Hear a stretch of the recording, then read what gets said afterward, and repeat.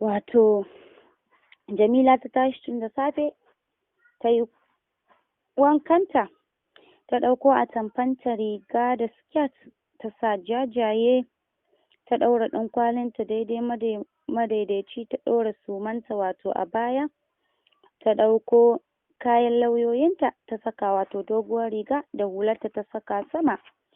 Bayan ta ɗauko takalminta ta saka, da ita da ƙawarta Zakiya suka shirya tsaf, ita ma ta yi shirin da ta yi, suka hau motan wato makarantar zuwa wannan kotun shari'ar musulunci wacce take anguwan Dime a cikin garin Katsina. Ana sauke su ta hari daidai inda ofishin lauyoyi suka shiga su biyu, ko da suka je dukkaninsu maza ne, kusan su 4, amma bata ga Jamil ba. Ta nemi guri bayan sun gaisa ta zauna, ita ma ta fara dudduba takardun kes ɗin nasu, amma ko ɗaya bata riga da ta gani ba. Hakan ya bata damar fita. Ta fita sun zauna a harabar kotun, sai ga Jamil wato sunan motar tasa ta fara musu sallama. Suna ganin Jamil Jamila ta ce, ga mutumin can fa zuwa. Yana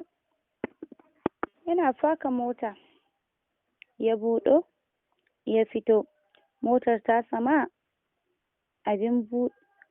ƙofar motar tasa sama take tashi, sannu har sai ta tsaya. Yana fitowa ya matsa ta koma, da shi da wani suna faman firansu. Wancan kan dariya yake, amma Jamil a muskuɗe yake. Da alama abokinsu ne, tunda ya sauka motar ya hango ta a zaune, amma bai yi mata magana ba, kawai ya juya ya shige ofishin da ta shiga. Ta fito, tashi ta yi ta ce ma Zakiya, taso mu tafi. Suka shiga, suna isa suka tarar da shi ya zauna a babban wata kujera, da dukkan alama duka gurin babban su ne shi. Ta isa a tsaye take, ta maida hannunta baya biyu ta gaishe shi da zuwa. Sannu sa, abinda ta ce masa kenan. Bai amsa ba, sai da ta ƙara good morning sir. Sannan can ya ɗago kai tun daga ƙasa ya ɗauko kallonta, ya yi wani watsarwa. Abinda ya ce mata kawai, da dukkan alamu kin shirya ko? To ki bani takardar da kika yo bincike a kai. Okay, abinda ta ce masa kenan kawai. Ta je ta buɗe jakarta ta ɗauko sa ta miƙa masa. Yana dibawa ya ɗaga kai ya kalle ta.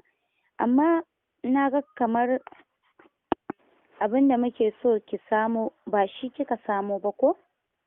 Ta yi sauri ta diba takardar, sai ta ce sorry sir, ka bani takardar nan ta sama fara, ba da ita ba.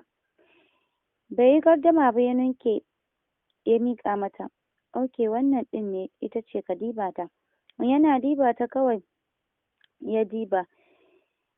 Bayan ya diba ya ɗago kai ya cire gilashin da ke idon, sai ya kalle ta ya galla mata harara. Ni wannan hujjojin ba su ishe ni ba in gabatar da su a gaban kotu. Dan me ba za ki yi ƙoƙari a matsayinki na lauya ba? Baki san aikinki ba ko? Ba abin da ta ce masa dai, tana tsaye. Wannan su ne hujjoji abinda za mu shiga da su kotu? To sir, sorry, abinda ta gaya masa kenan. Ka yi haƙuri, ai ina jin kamar yau ne farkon shari'a. Idan muka nemi lokaci za a samo abin da ya fi wannan ɗin ma. Ya yi saurin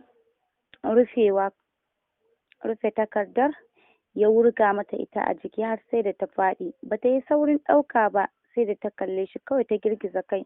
ta duƙa ta kwashe ba tare da ya kalle ta ba. Kawai ta je ta biɗi guri ta zauna, ranta a ɓace tamkar ta yi kuka.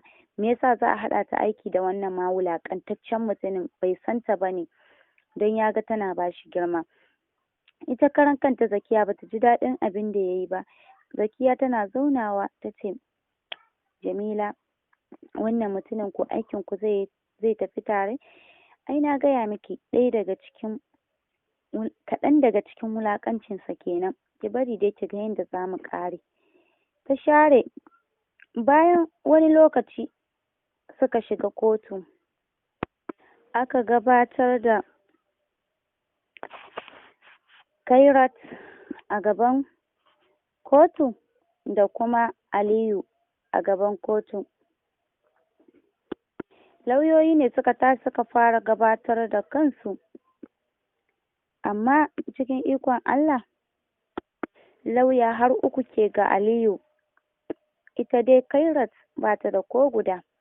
Alƙali ne ya dubi fuskar Kairat. Kairat, ina lauyarki? Kawai kuka take ta faman yi, bata iya cewa komai ba. Da ke muke. Sannan ta ɗago kai. Alƙali, ba ni da lauya. Lauya na shine Allah. Kawai abinda ta faɗa kenan. Jikin Jamila har sai da yayi wani irin sanyi. Baiwar Allah ta bata tausayi. Shi wannan da ke da gata har lauya uku, ita ko bata da gata, lauya ko guda bata da shi. Alƙali ya juyo ya kalli lauyoyin da ke gurin. Ko lauyan wanda yake ƙara yana da wani abin da zai ce ma wa'innan mutanen gaba ɗaya? Jamil shi ya miƙe ya gabatar da kansa, sannan ya kalli Kairat. Kairat, kin san abin da ya sa ake ƙaranki a wannan kotun? Wato Aliyu yake ƙaranki a wannan kotun. Ba don komai ba ne, saboda kin masa ƙazafi cewa yana neman ki, kuma sannan alhalin ke ce wacce kike neman sa. Dalilin sa ne yasa yake ƙaranki a wannan kotun. In ma baki sani ba, kin sani. Don kotu ta ɗiban masa haƙƙinsa akan ƙazafin da kika yi masa yana neman matan yayansa, wanda yake ganin shi ko a mafalki ba zai iya yin wannan aika-aikan da kika aikata masa ba. Kika sa yayansa yana zarginsa kuma yana jin haushinsa. Ya mai shari'a, zan gabatar da ɗaya daga cikin lauyoyin da suke wakiltar wanda yake ƙara. Akwai tambayoyi da za a yi ma Kairat. Ya kalli Jamila. Za ki iya miƙewa ko? Ki je ki yi ma Kairat tambayoyi kuma ki san aikinki. Ta tashi ba tare da ta yi masa gaddama ba, ta hari gurin Kairat. Tana isa ta kalle ta, ƙwayar idonta cikin nata, abin tausayi. Amma aikinta take yi, balle wannan wulaƙantaccen yana iya wulaƙanta ta. Ta yi saurin cewa, Hajiya Kairat Hamisu, da fatar za ki natsu ki tattara hankalinki dukkanin guri guda domin ki amsa mini amsoshin da nake buƙata daga bakinki. Ta ɗaga mata kai ba tare da ta yi mata magana ba. Hajiya Kairat, shekaranki nawa da aure? Ta ce, shekara na 2 da aure.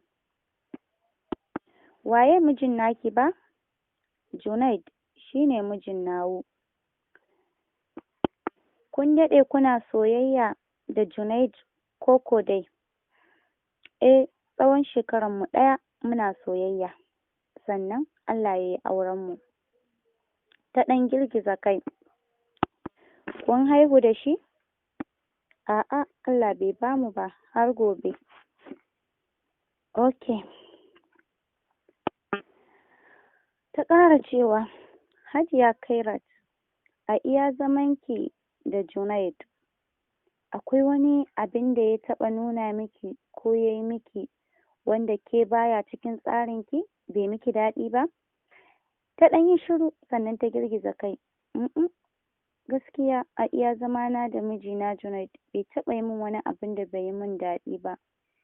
Mijina mai riƙon amana ne da kuma kiyaye haƙƙoƙin matarsa. Ni ba zan iya faɗi abu guda ɗaya wanda ya taɓa yi min ya ɓata min rai ba.